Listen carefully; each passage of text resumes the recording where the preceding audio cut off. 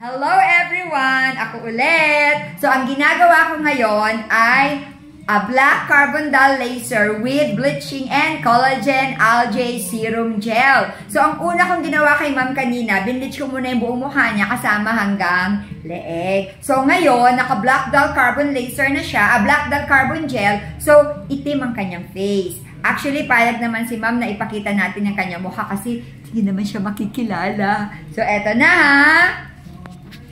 Ayan. So, ayan si ma'am ngayon. Ang usapan nga namin kanina, bago ko siya pagandahin, pinapangit ko muna ang kanyang mukha dahil naglagay nga tayo ng black carbon gel. So, maya-maya, lalagyan ko na rin ng goggles si ma'am and then, magle-laser na kami. So, ano ang gagamitin kong laser sa kanya, guys? Ito.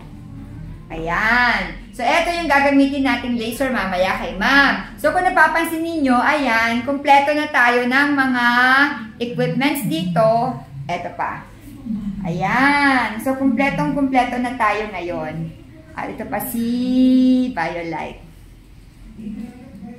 So, mamaya, kung meron kukuha ng ating carbon laser, kukuhanan din natin si ma'am para makikita nyo rin yung actual procedure natin. So, bago tayo magsimula, ma'am nga pala, nakikita pa rin ang mukha ninyo hanggang ngayon sa aking vlog.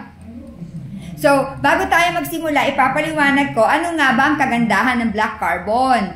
Actually, nagko-control to ng oil ng skin. Aside from that, yung maliliit na pores natin, talagang nagsasara siya, nagko-contract siya. And then, nakakapagpawala din to ng mga fine lines and wrinkles natin, nakakapagpatreat din ito ng mild melasma, and nakaka-lighten ng ating mukha. So, di ba, napakaganda ng procedure na ito, lalo pat sinamahan natin kanina ng bleaching. So, binleach natin yung buong mukha ni ma'am, including the leeg. And then, after ng bleaching, eto nga, nakababad siya sa black carbon gel and then mag-laser na tayo mamaya. At hindi lang doon nagtatapos itong procedure na ito. Meron pa itong kasamang collagen algae serum gel. Napakaganda ng collagen algae serum gel na ito dahil nakakapagpalambot to ng skin. Actually, yun yung pinag-uusapan namin kanina ni ma'am. Sabi niya, ang lambot daw ng skin niya mula nang ginawa namin ito, nag-firm daw yung loob ng kanyang mukha. So, ibig sabihin, yung kaloob-looban ng skin ni ma'am, nag-firm yun. Kaya talagang